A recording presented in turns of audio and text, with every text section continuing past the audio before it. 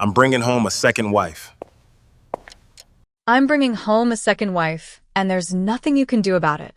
Those were the exact words Chidi spoke to his wife Amara on that terrible night. He thought he was making the best decision of his life. He thought he was finally going to get everything he wanted. He had no idea that the woman he was about to bring home wasn't a woman at all. This is a story about pride, betrayal, and the spirits that watch over those who have been wronged. This is the story of how Chidi's perfect plan became his worst nightmare. Before we continue, please hit the like button and subscribe to my channel. God bless you all. Chidi was not a poor man.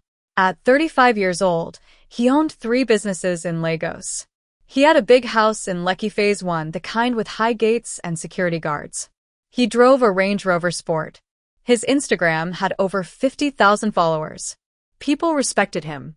People envied him. But Chidi had one problem that kept him awake at night. One problem that made him feel like less of a man every single day. He had no sons. His wife, Amara, had given him 2 daughters. Chioma was 6 years old. Adiz was 4. They were beautiful girls. Smart girls. They loved their father so much. Every evening when he came home from work, they would run to the door screaming, "Daddy! Daddy!" Their little faces would light up like the sun. But Chidi didn't see any of that. All he saw was failure. "What kind of man has only daughters?" his friends would joke at the bar. They would laugh and slap his back, but Chidi heard the mockery underneath. His own father had pulled him aside at the last family meeting and said, "When are you going to give us a boy to carry our name?" Even his mother, who loved Amara like her own daughter, had started making comments. "Your wife is still young," she would say. "There is still time for sons." But Amara was tired. After Adiz was born, she had complications. The doctors said another pregnancy would be very risky. She had begged Chidi to be happy with their 2 girls. "We have beautiful children," she would say, holding his hand. Isn't that enough? It wasn't enough for Chidi. Nothing was ever enough for Chidi. And so, he started to resent her. He started coming home late. He started picking fights over small things. The way she cooked. The way she dressed. The way she laughed too loud with her friends. Amara tried everything to save their marriage. She went to church and prayed. She fasted. She visited marriage counselors alone because Chidi refused to go. She bought new clothes and tried to look more attractive. She cooked his favorite meals every single day. Nothing worked. Chidi had already made up his mind. He wanted a new wife. A younger wife. A wife who would give him sons and make his friends stop laughing at him. The humiliation happened on a Saturday evening in March. Chidi's mother was celebrating her 60th birthday. She had rented the event hall at Golden Tulip Hotel. Over 200 people were invited. Family members had traveled from all over Nigeria. There was jollof rice, fried rice, pounded yam, egusi soup, and enough small chops to feed an army. Amara had spent the whole week preparing for this party. She bought a new outfit, a beautiful green Ankara dress with gold embroidery. She went to the salon and got her hair done. She wanted to make her husband proud. She wanted his family to see that she was still a good wife. The party was going well. People were dancing. The DJ was playing all the latest songs. Chidi's mother was smiling and taking pictures with everyone. Amara was helping to serve the guests and make sure everyone was comfortable. Then, around 8 p.m., something strange happened. The DJ stopped the music. Chidi walked up to the microphone at the front of the hall. He was wearing an expensive navy blue suit. He looked confident. He looked powerful. "Good evening, everyone," he said, his voice booming through the speakers. "I want to thank you all for coming to celebrate my mother today." Everyone clapped. Amara smiled from where she was standing near the food table. She thought he was just going to give a normal speech. "But I have something important to announce," Chidi continued. His eyes swept across the room and landed on Amara. There was something cold in his gaze. Something that made her stomach drop. "As many of you know, I've been married to Amara for 7 years now." The room went quiet. People started looking at each other, confused. This was not the time or place for marriage talk. 7 years, Chidi repeated. "And in those 7 years, she has given me 2 daughters. Only daughters." Amara's hands started shaking. Where was he going with this? She looked at Chitty's mother, but the older woman looked just as confused and worried. I am the only son of my father, Chitty said. The only one to carry our family name. And yet, my wife cannot give me a son. She cannot give me what every man deserves. Chitty, stop, his mother said, standing up. But he waved her away. No, Mama. Everyone needs to hear this. I have tried to be patient. I have waited and waited, but I cannot wait anymore. Amara felt like the ground was opening up beneath her. The entire hall was staring at her now. 200 pairs of eyes. Some looked shocked. Some looked uncomfortable. And some, she could see it clearly, some looked entertained. Like this was just good drama for them to gossip about later. So tonight, in front of all of you, I am announcing that my marriage to Amara is over. I will be finding a new wife. A wife who can give me sons. A wife who still has her youth and her beauty. The words hit Amara like physical blows. Her vision went blurry with tears. She heard gasps around the room. She heard his mother cry out, Chitty, no. She heard her own sister scream her name. But worst of all, she heard something else. Laughter. Quiet at first, then growing louder. Some of Chitty's friends were laughing. They were nudging each other and grinning. They thought this was funny. Amara didn't remember leaving the hall. One moment she was standing there, and the next moment she was outside in the parking lot, throwing up behind a car. Her sister found her there, crying so hard she couldn't breathe. Come, let's go home, her sister said, trying to help her up. But Amara had no home anymore. Chitty had just taken that away from her in front of everyone she knew. The video went viral by Sunday morning. Someone at the party had recorded Chitty's speech and posted it on Instagram. By afternoon, it was on Twitter. By evening, it was on Facebook and WhatsApp groups across Nigeria. The comments were brutal. This man is wicked, Shah. How can you embarrass your wife like this? But honestly, every man needs a son. I don't blame him. That woman must have done something. Men don't just wake up and do this. This is why you should never marry a man who makes more money than you. They will replace you like an old car. Someone made a meme of Amara's face from the video with a caption, "When you realize you've been upgraded." It got 15,000 shares. Another person created a comedy skit reenacting the scene. It got 2 million views. Amara became a joke, a cautionary tale, a trending topic.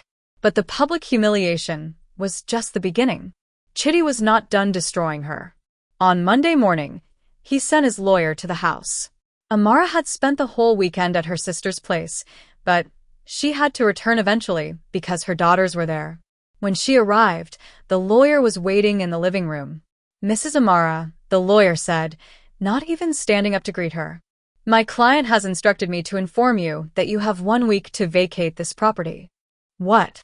Amara couldn't believe what she was hearing. This is my house. I live here. Actually, the house is in your husband's name only. You have no legal claim to it. You need to leave. But my children. The children will remain with their father. You can visit them on weekends if he permits it. Amara's legs gave out. She collapsed into the nearest chair. You can't do this. You can't take my children from me. The lawyer pulled out some papers.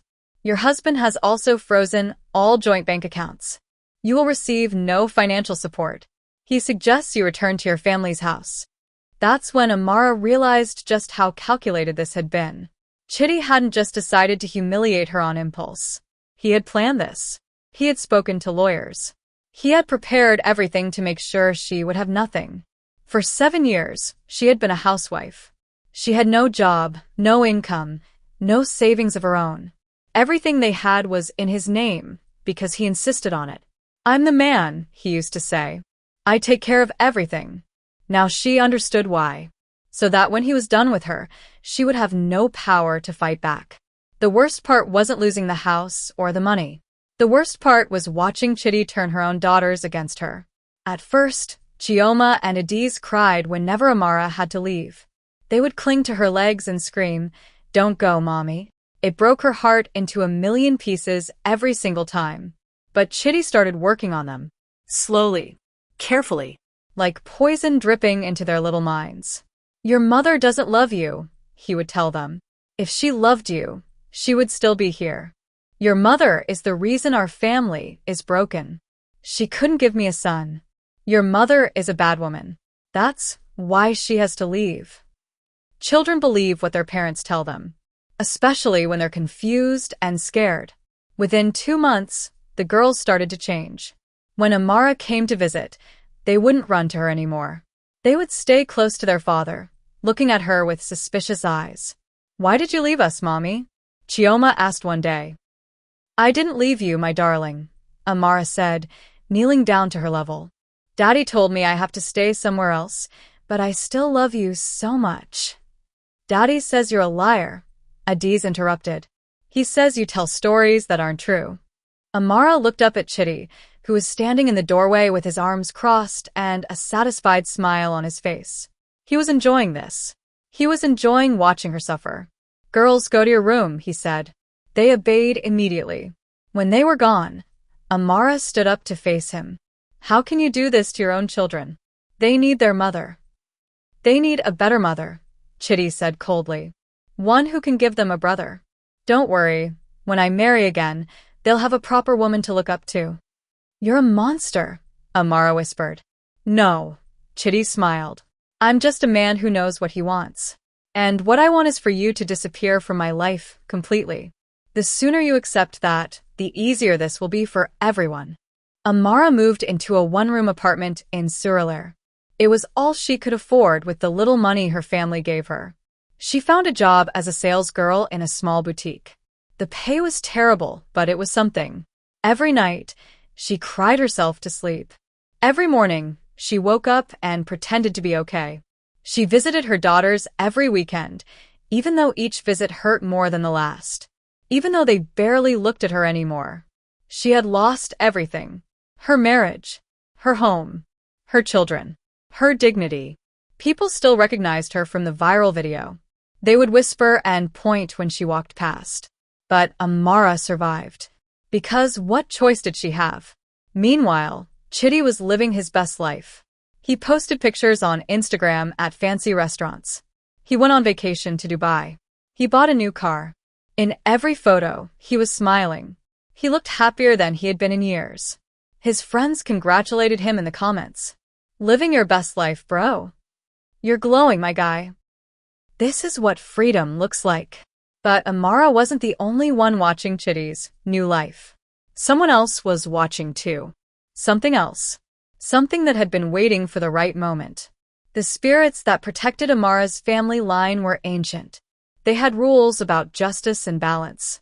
And Chidi had broken those rules. He had humiliated a woman who had done nothing wrong. He had destroyed a family for his own selfish reasons. He had poisoned his own children's minds against their mother. The spirits were patient, but they never forgot. And they always collected their debts. 3 months after the divorce, Chidi attended a major business conference at Eco Hotel. It was a networking event for entrepreneurs and investors. He was there to meet potential partners for his new real estate project. He was standing by the buffet table, loading his plate with suya and spring rolls, when he saw her. She was standing alone near the window, looking out at the Lagos skyline. She wore a red dress that hugged her body perfectly.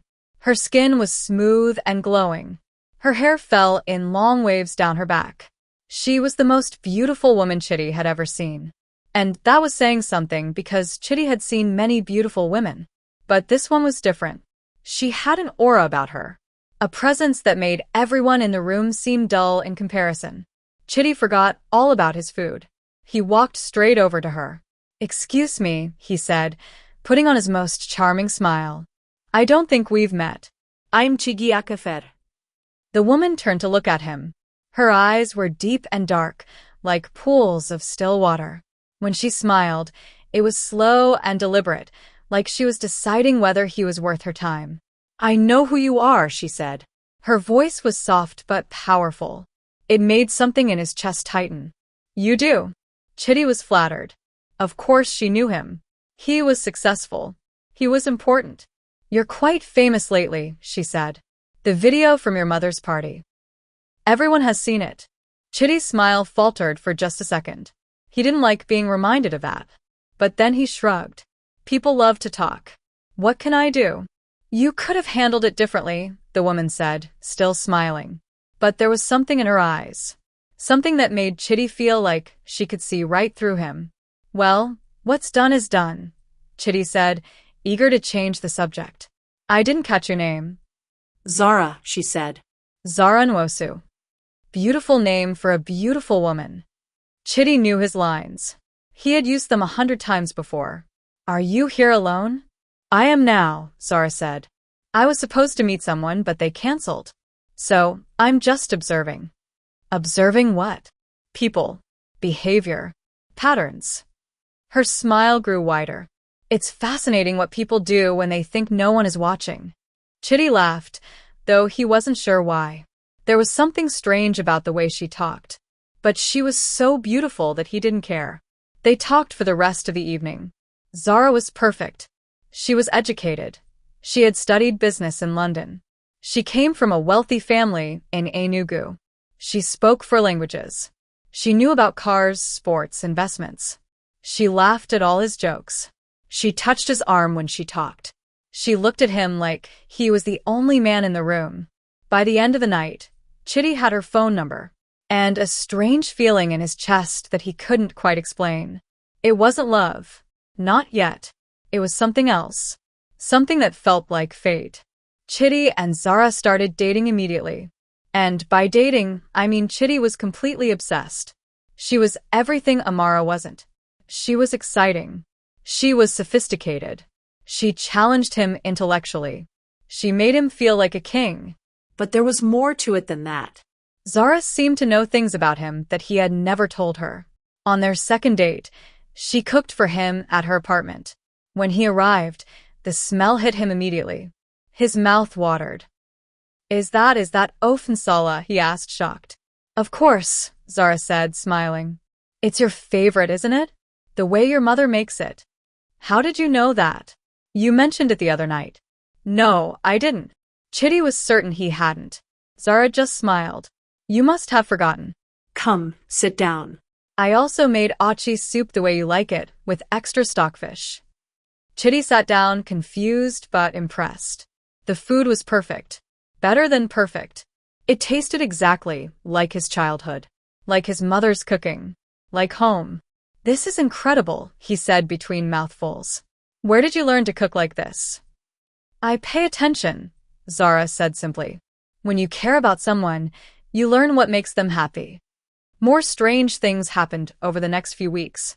Zara quoted his mother's favorite proverbs. Word for word.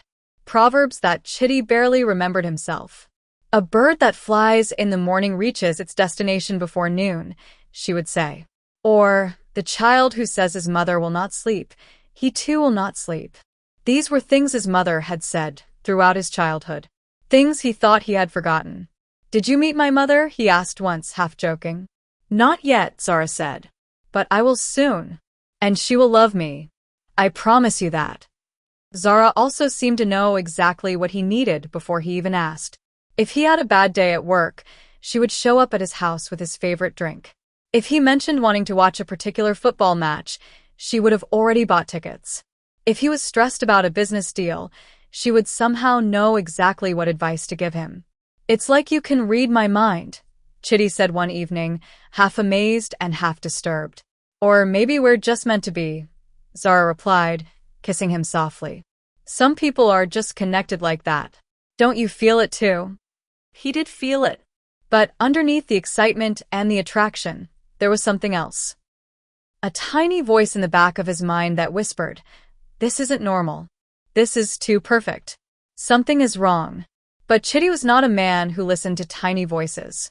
He was a man who took what he wanted. And what he wanted was Zara. 3 months into their relationship, he proposed.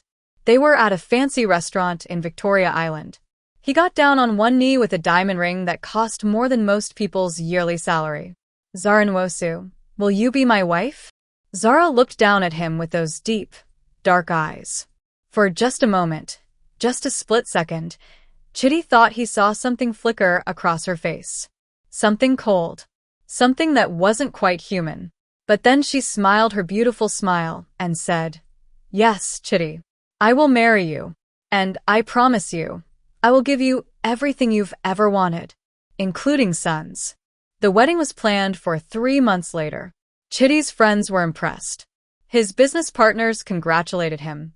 His Instagram followers loved the proposal video. Everyone said he was the luckiest man alive. Everyone except Amara. She heard about the engagement through social media, like everyone else. She saw the pictures of the ring, the champagne, the celebration. She saw how happy Chitty looked. And in that moment, something inside her finally broke. Not her heart, that had broken long ago. Something deeper. Something in her spirit. She went to her grandmother's grave that night. It was in a small cemetery in her hometown, 3 hours from Lagos. She knelt in front of the headstone and cried. "Mama," she whispered to the grave. "I tried to be strong. I tried to survive. But I can't anymore. It hurts too much. He's getting everything he wanted while I have nothing. Where is the justice in that?" The wind picked up. The trees around the cemetery began to rustle. And somewhere in the darkness, something ancient stirred. Something that had been sleeping, waiting for this exact moment. The spirits heard Amara's prayer, and they answered. The wedding took place on a Saturday in September at the Oriental Hotel. It was the kind of wedding that would be talked about for years. The kind that people saved pictures from to use as inspiration for their own weddings.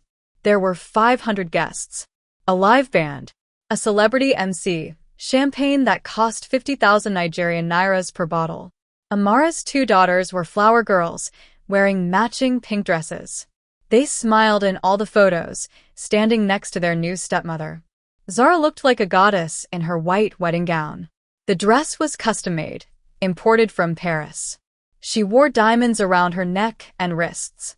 Her makeup was flawless. Every man in that hall wished he was Chitty. Every woman wished she was Zara. The photos went viral, of course. Hashtag Chitty and Zara 2025 trended on Twitter. Fashion bloggers analyzed Zara's dress. Wedding vendors used the pictures to advertise their businesses. "See how God blesses patient men," one commenter wrote. "This is what happens when you make the right choice," another said. "His first wife must be crying somewhere, lol." She was. Amara watched the wedding coverage from her tiny room in Surulere. She saw her daughters in those photos, smiling next to the woman who had replaced her. She saw Chitty looking happier than she had ever seen him. And for the first time since everything started, Amara felt something other than sadness. She felt anger. Pure, burning anger. "I hope she makes you miserable," Amara whispered to the phone screen. "I hope you get everything you deserve." She didn't know it then, but her wish was already coming true. Because if anyone had looked closely at those wedding photos, really, truly looked, they would have noticed something strange. In every picture where there was a mirror or a reflective surface in the background, Zara's reflection was wrong. It was blurry. Distorted. Like it didn't quite match her real body. In one photo, taken from a certain angle, her shadow on the ground seemed to have too many arms. In another, her eyes looked completely black for just a fraction of a second. Chitty's mother saw some of these photos later and felt a chill run down her spine. She wanted to say something to her son, to warn him. But what could she say? That the new wife's shadow looked strange in pictures? He would think she was going crazy. He would think she was just bitter about what happened to Amara. So she kept quiet and prayed. Prayed that she was wrong. Prayed that her son hadn't made a terrible mistake. But deep in her spirit, she knew. She knew that something was not right with Zara. Something was very, very wrong. For the first month, everything seemed perfect. Chitty and Zara moved into the house in Lekki, the same house where Amara had lived. Zara redecorated everything. She changed the furniture, the curtains, the paintings. She erased every trace of the previous wife. The girls, Chioma and Adiz, visited on weekends. Zara was perfect with them. She braided their hair. She helped them with homework. She bought them toys and treats. She played the role of stepmother flawlessly. But there were moments, small moments, that made the girls uncomfortable. Adiz woke up one night to use the bathroom.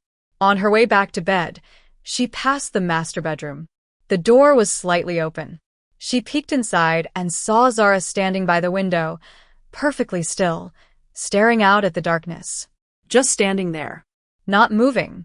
For what felt like forever. "Auntie Zara?" Adiz whispered. Zara's head turned. But it turned too far. Almost like her neck wasn't quite connected properly. When she saw Adiz, she smiled. But in the darkness, her smile looked too wide. Too many teeth. "Go back to bed, my dear," Zara said softly. Adiz ran back to her room and didn't come out until morning. Chioma had her own experience. She was playing in the garden one afternoon when she dropped her doll near the fish pond. When she bent down to pick it up, she saw Zara's reflection in the water. But it wasn't right. In the reflection, Zara's skin looked green, and her hair seemed to move on its own, like she was underwater. Chioma screamed and ran inside. When Chitty asked her what was wrong, she couldn't explain it. She just said, "I don't like Auntie Zara. She scares me." "Don't be ridiculous," Chitty scolded her. "Auntie Zara is nice to you. You're just being difficult because you miss your mother." But it wasn't just the children who noticed strange things. Chitty's friends came over for a barbecue one Saturday. Zara prepared all the food. Everyone complimented her cooking. But Chitty's best friend, Emeka, noticed that Zara's plate remained untouched throughout the entire afternoon. "You're not eating?" he asked her. "I ate earlier," Zara said quickly. "I'm just making sure everyone else has enough." But Emeka watched her carefully after that. And he realized he had never actually seen Zara eat. Not at their wedding. Not at any of the times he'd been around her. She would serve food, she would cook, she would sit at the table. But she never put food in her mouth. When he mentioned this to Chitty later, his friend just laughed. "She's probably watching her weight. You know how women are." But it bothered Emeka. It bothered him a lot. Chitty's mother couldn't sleep. For 3 nights in a row, she had the same nightmare. In the dream, she was standing in a river. The water was dark and cold. She could see her son Chitty on the riverbank, smiling and waving at her. Next to him stood Zara. But in the dream, Zara wasn't human. She was something else. Something with scales and too many arms and eyes that glowed in the darkness. "Mama, come join us," Chitty called out, completely unaware of what was standing next to him. But before she could answer, Zara would turn to look at her, and smile, and say, "He's mine now. You can't have him back." Then the water would rise, covering her mouth, her nose, her eyes, until she woke up gasping for breath. After the 3rd night, she couldn't take it anymore. She got dressed and drove to Chitty's house early in the morning, before he left for work. Zara answered the door. She was wearing a silk robe and looked as perfect as always, even though it was barely 7 a.m. "Mama," she said, smiling warmly. "What a surprise." Come in, come in. "Let me make you breakfast. I need to speak to my son," Chitty's mother said. Her voice was cold. Alone. Something flickered in Zara's eyes. Something dark. But she kept smiling. "Of course, Mama. He's in the bedroom getting ready for work. I'll give you 2 privacy." She glided away, and that was the right word for it, glided. Because Chitty's mother realized that she hadn't heard Zara's footsteps. It was like she was floating across the floor. Chitty came out a few minutes later, adjusting his tie. "Mama, what's wrong? Is everything okay?" "No," his mother said bluntly. "Everything is not okay. I need to talk to you about your wife." "Not this again," Chitty groaned. "Mama, I thought you liked Zara." "I'm trying to like her. I'm trying very hard. But something is wrong with that girl, Chitty. Something is not natural." "What are you talking about?" His mother struggled to find the words. How could she explain dreams and feelings and instincts? How could she tell him that his wife felt wrong in a way she couldn't quite describe? "I've been having dreams," she finally said. "Bad dreams. About you and her. About water and spirits and dreams." Chitty laughed. "Mama, please. You're worried because of dreams? Not just dreams. Haven't you noticed anything strange about her? The way she moves? The way she never eats? The way the children are afraid of her? The children are not afraid of her. They're adjusting. And there's nothing strange about Zara. She's perfect. Too perfect, his mother insisted. No one is that perfect, Chitty. No one. I know what this is really about, Chitty said, his voice getting harder. You feel guilty about Amara. You think I was too harsh on her. So now you're trying to sabotage my new marriage. That's not. I'm happy, Mama. For the first time in years, I'm truly happy. Can't you just be happy for me too? His mother looked at her son, her only child, the boy she had raised and loved and prayed over. And she saw that he wasn't going to listen. He had made up his mind about Zara. Nothing she said would change it. So she said the only thing she could think of, an old proverb that her own mother had taught her. A river that flows too sweetly hides crocodiles beneath. Chitty frowned. What does that mean? It means, his mother said slowly, that when something seems too good to be true, it usually is. Be careful, my son. Watch that woman closely. And if you see anything at all that doesn't feel right, don't ignore it. She left after that, drove back to her house with tears in her eyes. She had done all she could. The rest was up to Chitty, and up to the spirits. After his mother's visit, Chitty tried not to think about her warnings. But once the seed was planted, he couldn't help but notice things. Small things. Strange things. Like how Zara refused to be photographed during certain times of the day. Specifically between 6 p.m. and 7 p.m. If anyone tried to take her picture during that hour, she would suddenly need to be somewhere else. Or she would cover her face. Or the camera would mysteriously malfunction. I look terrible in evening light, she would say, laughing. It's not my best angle. But Chitty had seen her in evening light. She looked perfect. She always looked perfect. So, why wouldn't she let anyone take pictures? Then there was the thing with water. Zara was obsessed with water. She took 3 baths a day, sometimes more. She insisted on keeping all the curtains closed in the bathroom. For privacy, she said. But Chitty had accidentally walked in once and found her just sitting in the bathtub, completely submerged, not moving. He had panicked, thinking she was drowning. But when he pulled her out, she was fine, not even gasping for air. I was meditating, she explained. It helps me relax. Underwater? For how long? I don't know. 10 minutes? 15. That's not possible. No one can hold their breath that long. I guess I'm just good at it, she said, smiling that perfect smile. And then there were the sounds. At night, when he was falling asleep, Chitty would hear Zara whispering. He couldn't make out the words. It didn't even sound like any language he recognized.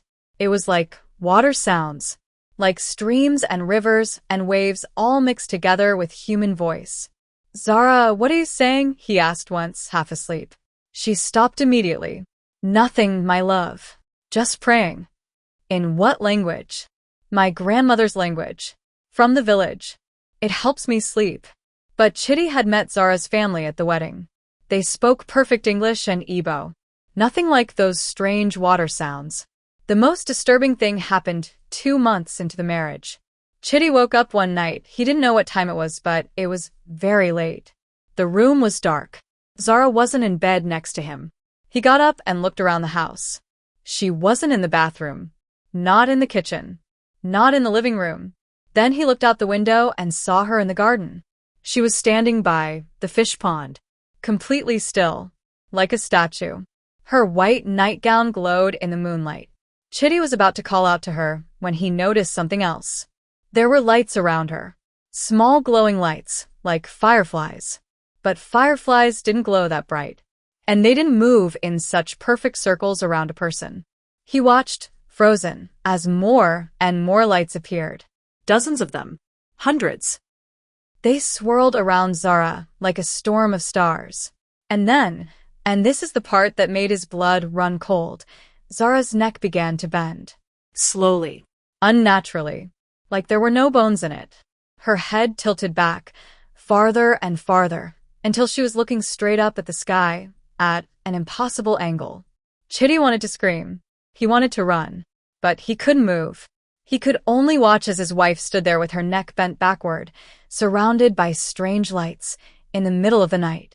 Then, slowly, Zara's head turned. It rotated, like an owl's head, until she was looking directly at the window. Directly at Chitty. Even from that distance, even in the darkness, he could see her eyes. They were completely black. No white. No pupil. Just endless black. She smiled. A smile that was too wide. A smile that showed too many teeth. And then she spoke. Her voice didn't come from the garden. It came from everywhere. From inside the house. From inside his own head. Come outside, husband. I want to show you something. Chitty stood at the window, his heart pounding so hard he thought it would burst through his chest. The thing in the garden that looked like his wife continued to smile at him with those black eyes and that impossible neck. Come outside, husband, the voice said again. It sounded like water, like drowning. Don't you want to know who I really am? In that moment, Chitty understood. Everything his mother had warned him about. Everything he had ignored. All the signs he had missed. Zara was not human. She had never been human. And whatever she was, whatever she wanted, it had something to do with what he had done to Amara. The lights around her grew brighter. The water in the fish pond began to ripple and rise, defying gravity. Come outside, the voice said one more time. It's time for you to learn what happens to men who destroy their families. It's time for you to pay. Chitty took one step back from the window. Then another. His whole body was shaking. His mind was screaming at him to run, to get out of the house, to get as far away as possible. But where could he run? This was his house, his home. And the thing pretending to be his wife knew where he worked, where his friends lived, where his mother lived. There was nowhere to run. No escape. Because he had invited her in. He had married her. He had made her part of his life. And now, as he stood there in the darkness, Chitty finally understood the truth. He hadn't chosen Zara. She had chosen him. And she was just getting started. This is the end of part 1. But Chitty's story is far from over. What is Zara? What does she want? And what happened to Amara, the woman whose pain started all of this? If you want to find out what happens next, you need to watch part 2. Because what Chitty sees when he goes outside into that garden, it will change everything. Subscribe to this channel. Turn on notifications. Because this story is just beginning. And remember, when you destroy someone without cause, the universe always watches. The spirits always remember. And sooner or later, they always collect what's owed. See you in part 2 if you dare.